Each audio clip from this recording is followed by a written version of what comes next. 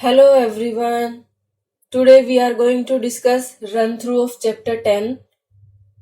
Let's start. Question number 1. The cost of 20 meters of a cloth is rupees 1025.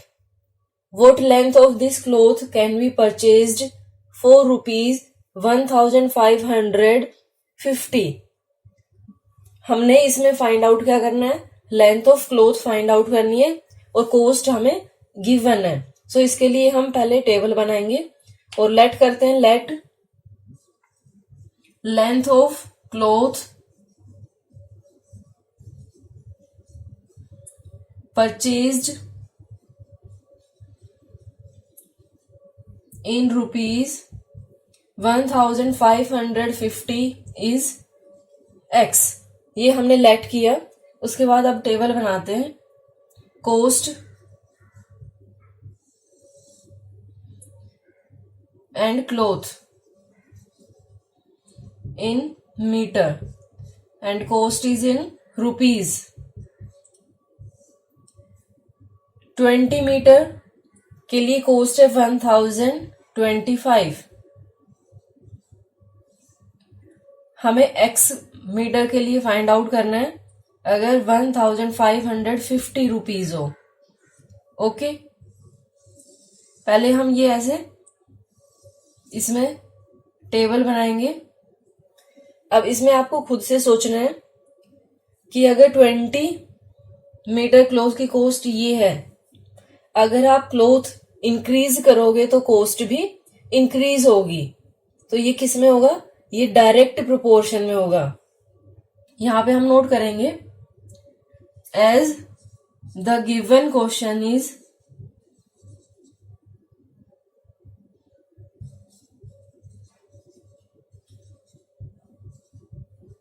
in direct proportion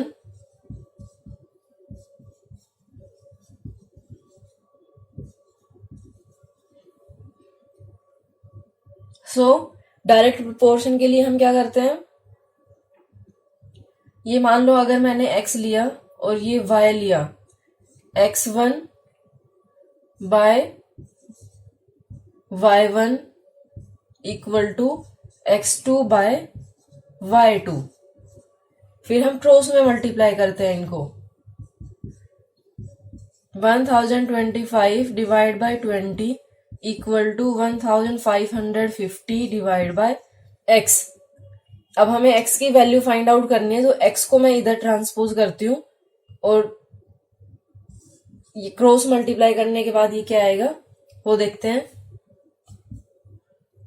1025x equal to 1550 into 20.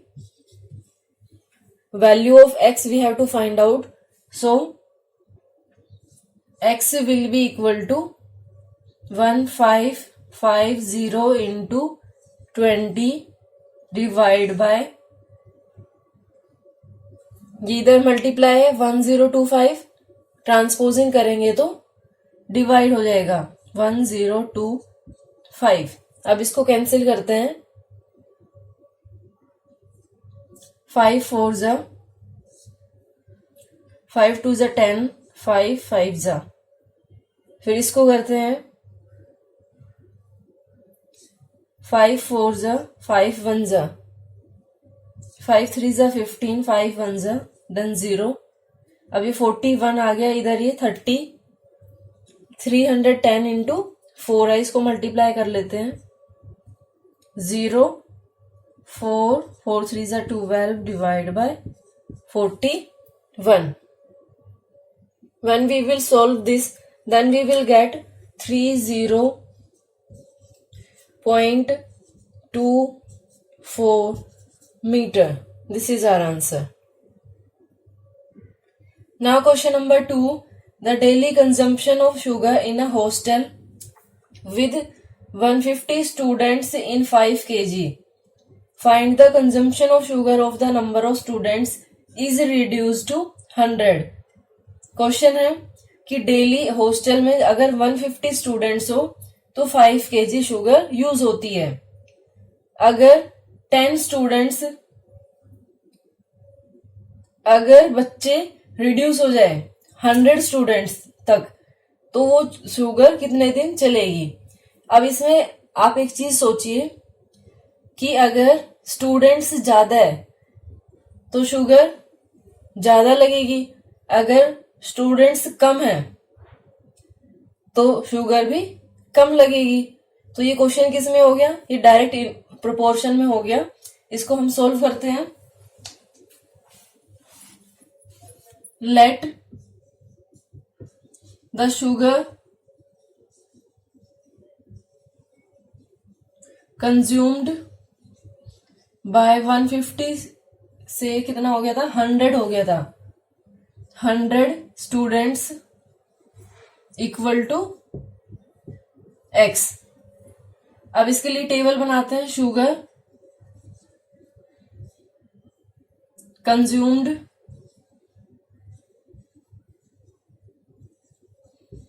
In KG है ये, and number of students.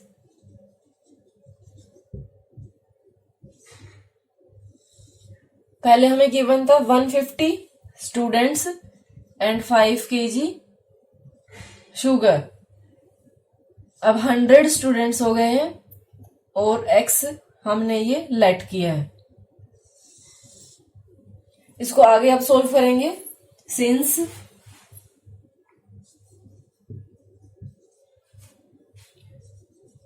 Sugar consumed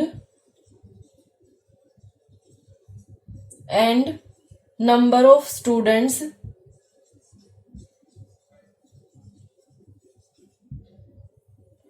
are in direct proportion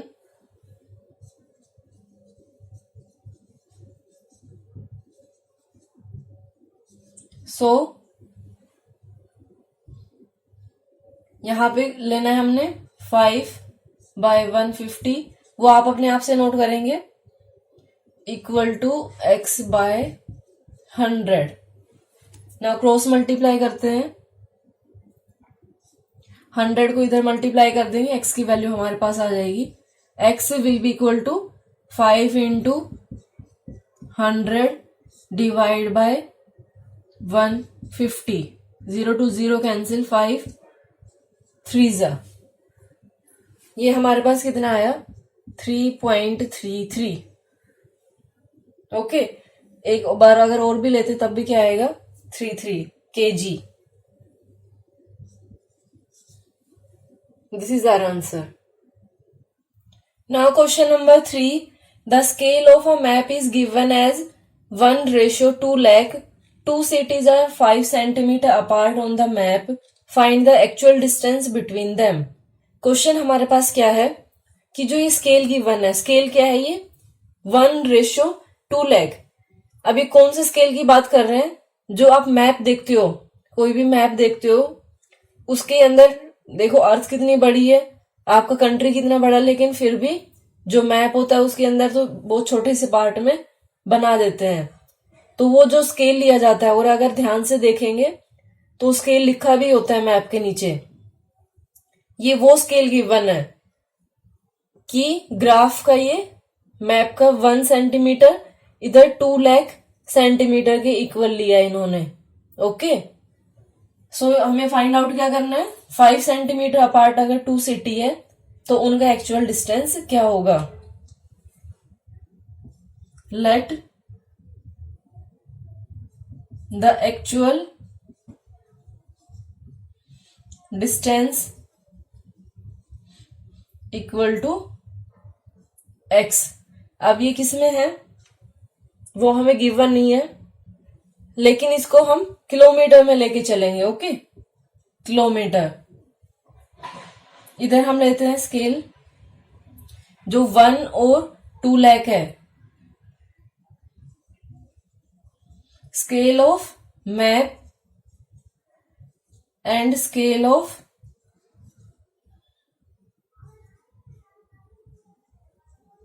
actual distance.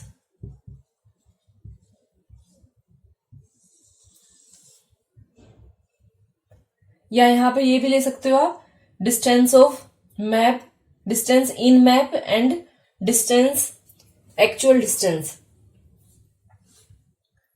1 2 lakh.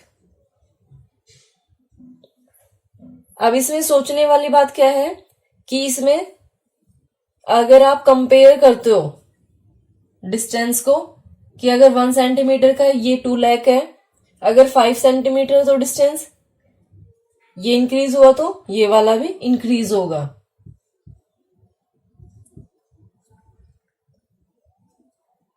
ये x लिया हमने।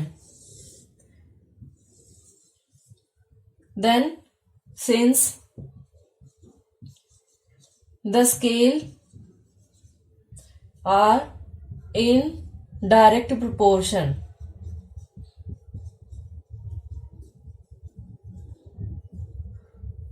now 1/2 lakh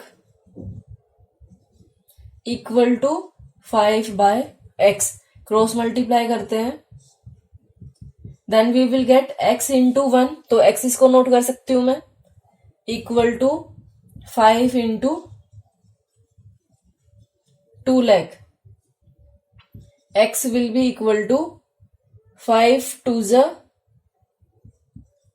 10, 1 2 3 4 5। Okay, now that is equal to 10 lakh. अब ये 10 लाख किस में है, अब वो हमें ध्यान देना। यहाँ पे देखिए ये हमने किलोमीटर में लिया था और जो 5 है वो सेंटीमीटर है, हमें सेंटीमीटर से कन्वर्ट करना है किलोमीटर में। अब वो कैसे करेंगे वो आपको पता होना चाहिए। 1 metre equal to 100 centimetre and 1 kilometre equal to 1000 metre. जब आप इन दोनों को देखेंगे सेंटीमीटर में जब हम कन्वर्ट करेंगे तो 1 किलोमीटर इक्वल टू 1 2 3 4 5 0 हमें नोट करनी है सेंटीमीटर। ये हमारे पास स्केल आया। अब इसको हमें डिवाइड करना होगा, डिवाइड बाय यहां पे मैं कर देती हूं 1 लाख से।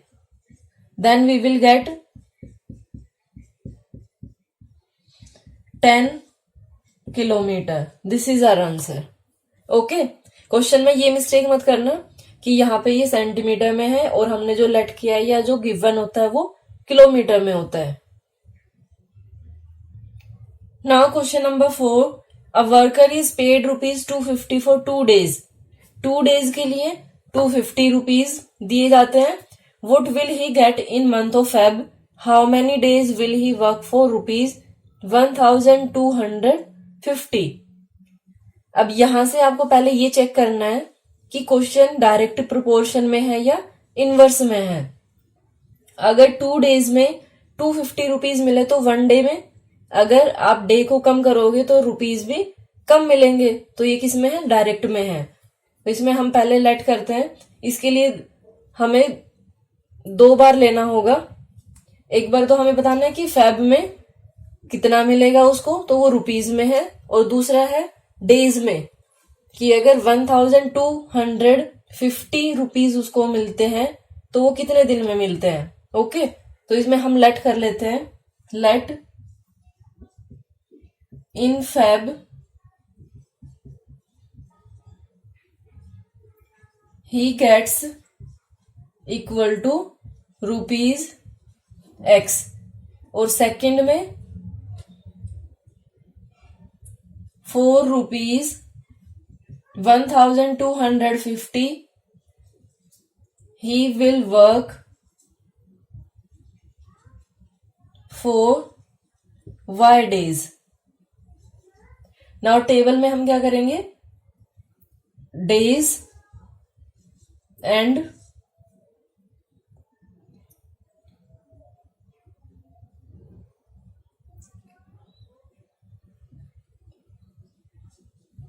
Gate rupees. 2 days में 250,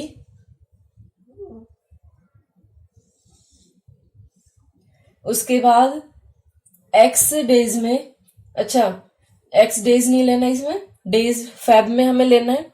अब फेब में 29 भी होता है, 28 भी होता है। अब वो चेक करना पड़ेगा हमें कि कौन सा मंथ इसने लिया है, 29 या 8। हम 28 लेके चलते हैं। डिवाइड बाय ये क्या होगा, x। देन थर्ड के लिए क्या होगा, ₹1250 एंड यहाँ पे y। ये हमारी टेबल बनेगी। Then we will note since the amount and days are in direct proportion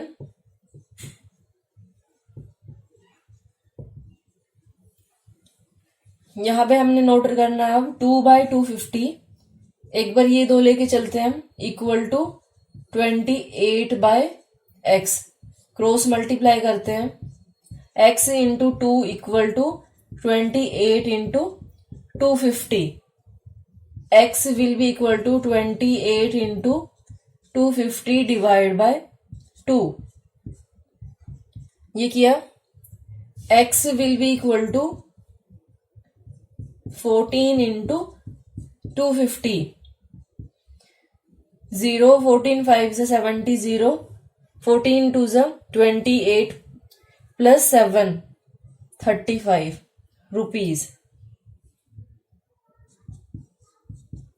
then अब ये दोनों लेके देखते हैं हम, 2/250 equal to y/1250। Cross multiply करते हैं, सिर्फ इसको करते हैं, y वहीं रहेगा। y will be equal to 2/250 और into 1250।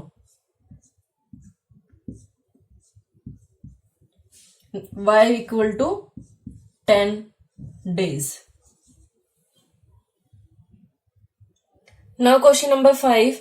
If 18 cows can graze field in 20 days, how many cows can graze the same field in 15 days? अगर 18 काव 20 डेज में एक फील्ड को ग्रेज करती है तो आपको बताना है कि 15 डेज में कितनी काउस चाहिए होगी। सो ये क्वेश्चन कैसे है, अगर हम देखते हैं कि एक काव है तो एक काव ज्यादा दिन में फील्ड को ग्रेज करेगी, ज्यादा दिन चलेगा यानी वो, और अगर ज्यादा काव है तो वो कम दिन चलेगा। तो इससे आपको क्या पता चल रहा है कि एक इंक्रीज हो रहा है और दूसरा डिक्रीज हो रहा है, मीन्स ये इनवर्स में है। अब इसके लिए देखते हैं, let in 15 days x cow graze the field. After that we will make table number of days and cows and days.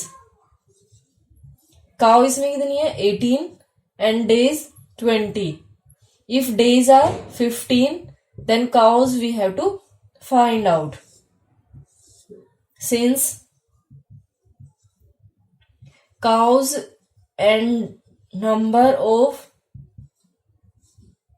days are in inverse proportion,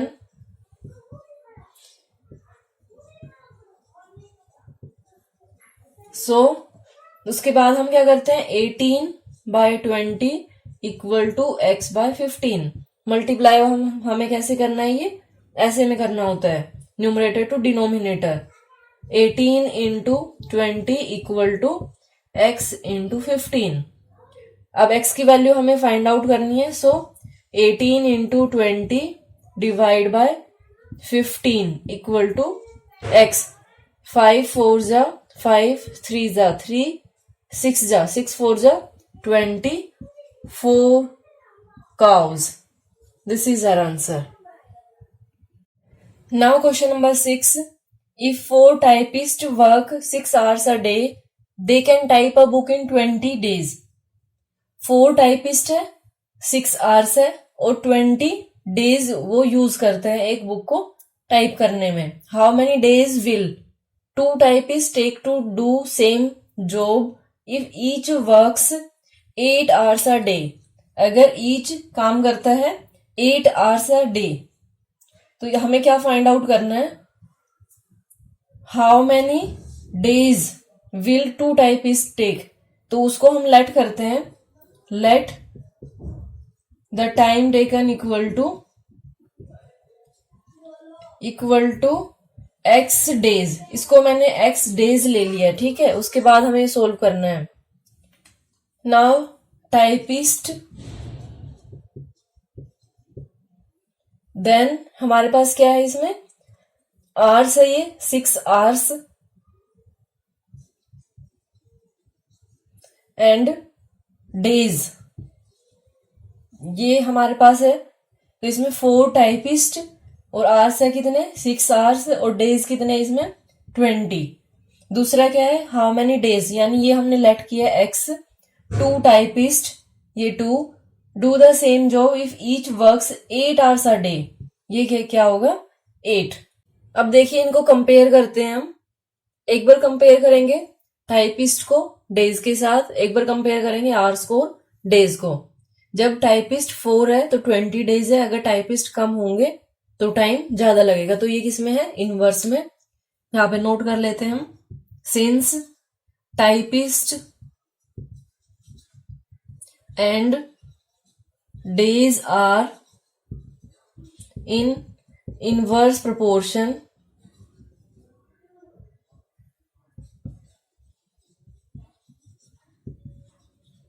सो अब इनवर्स में होता है तो हम क्या करते हैं, इनको चेंज कर लेंगे, 2:4 then 20:x, this is equation 1।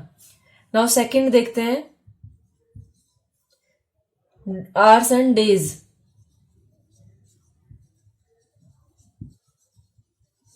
अब यहां से देखिए क्या होगा, अगर 6 hours काम किया है तो 20 डेज लग रहे हैं, अगर 8 hours काम करेंगे तो टाइम कम लगेगा। मीन्स जब आपने ये इंक्रीज किया तो ये डिक्रीज हो रहा है, तो ये भी किस में है, इनवर्स में है, आर इन इनवर्स प्रोपोर्शन। सो यहां से क्या बनेगा, 8:6 then 20:x, this is equation 2। अब इन दोनों इक्वेशन से हमने लेना है कि इन दोनों इक्वेशन से हमारे पास क्या आएगा, इधर नोट कर देती हूं मैं, 2:4 8:6। अब इसमें हमें कौन कौन सा लेना है, एक्सट्रीम्स लेने हैं और मीन लेना है। सो एक्सट्रीम ये होंगे साइड वाले और मीन बीच वाला होगा।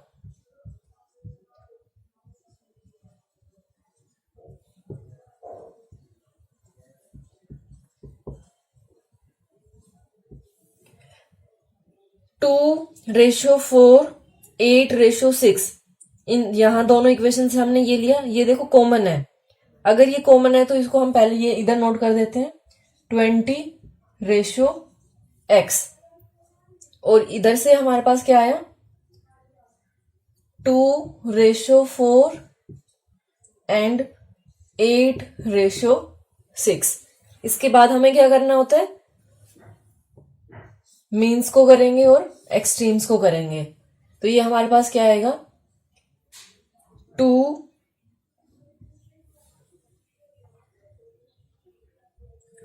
8 ये वाला इधर, और इसका किसके साथ है फिर, x के साथ, 2:8 into x इक्वल टू, अब ये मीन्स लेते हैं 4 into 6 into 20। अब इसको सोल्व करते हैं, x will be equal to 4 into 6 into 20 divide by 8 into 2।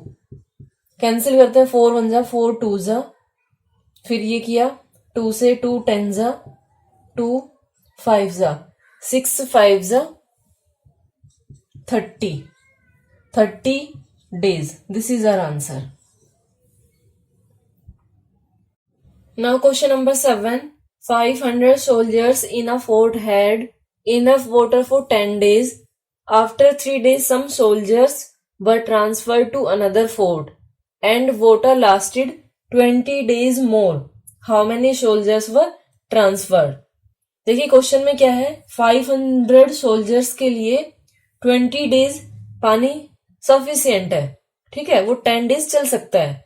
लेकिन क्या हुआ कि 3 डेज के बाद कुछ सोल्जर्स ट्रांसफर्ड कर दिए गए और जो पानी है वो 20 डेज और चला। आपको बताना है कि कितने सोल्जर्स ट्रांसफर किए गए। तो लेट करते हैं हम, लेट सोल्जर्स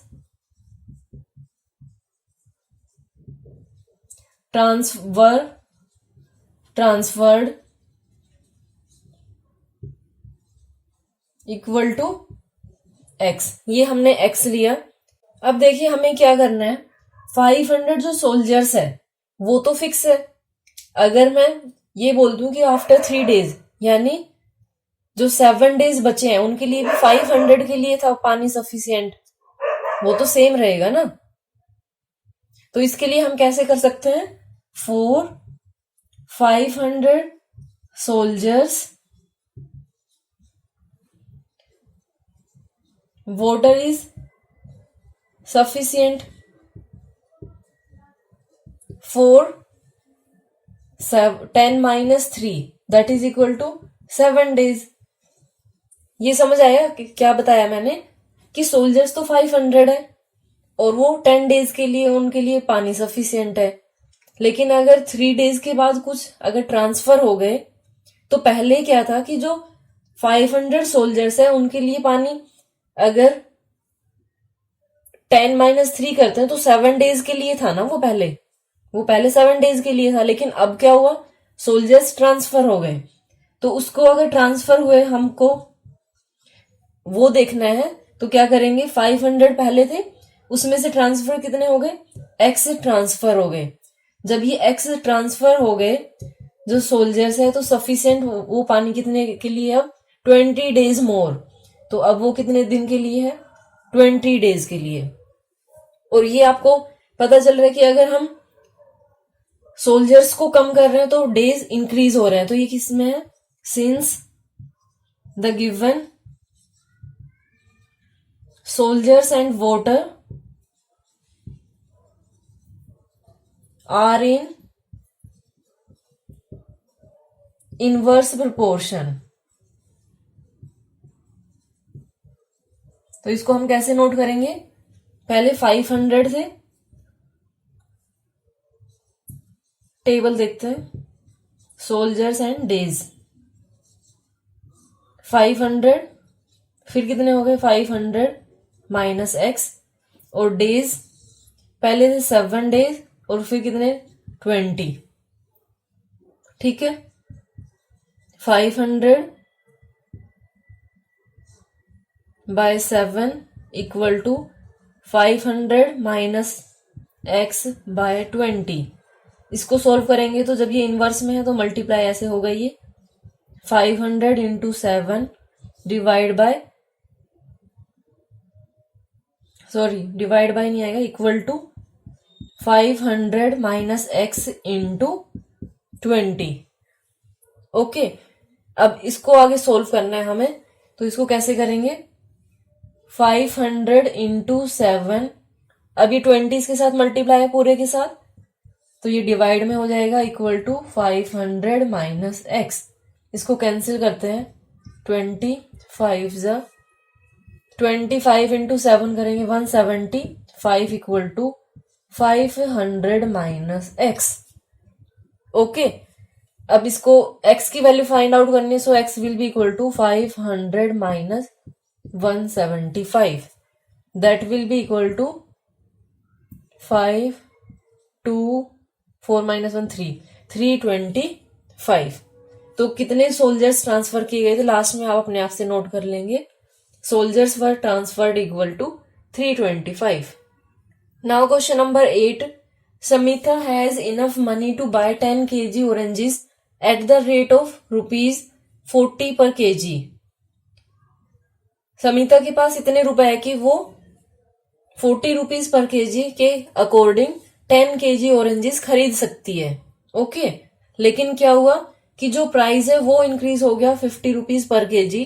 तो आपको बताना है कि सेम अमाउंट में वो कितने ऑरेंजेस खरीद सकती है। ठीक है, तो इसके लिए पहले हम अमाउंट फाइंड आउट कर लेते हैं कि उसके पास अमाउंट कितना है। सेम अमाउंट बोला है या सेम मनी बोला है, तो पहले देख लेते हैं। समीथा हैज मनी इक्वल टू कितना है? 40 रुपीज पर केजी के अकॉर्डिंग कितने ऑरेंजेस खरीद रही है into 10, that is equal to 400 rupees. तो समीता के पास कितने रुपीज है? 400। अब आप बोलेंगे ये कैसे किया आपने? 1 kg कोस्ट इक्वल टू ₹40, और कितने खरीद पा रही है वो? 10 kg है, तो कितनी होगी? 40 into 10, that is equal to ₹400। ठीक है, तो उसके पास कितने पैसे हैं? 400 रुपीज, 400 उसके पास है। अब 400 उसके पास फिक्स है और 50 रुपीज पर केजी के अकॉर्डिंग अब उसको परचेज करना है। तो ये हमारे पास क्या आएगा? हमें फाइंड आउट करना है हाउ मच क्वांटिटी, यानी हमें ये फाइंड आउट करना है, तो हम कैसे लेंगे? Rupees 50 oranges can be purchased equal to 1 kg। 1 kg है, आपको कितने के लिए बताना है? 1 में 1 कम होगा तो 1/50। देन 400 के लिए हमें फाइंड आउट करना है, क्योंकि टोटल उसके पास कितने हैं? 400 रुपीज है। इन ₹400 oranges can be purchase equal to 1/50 into 400, 0 to 0 5 8 that is equal to 8 kg।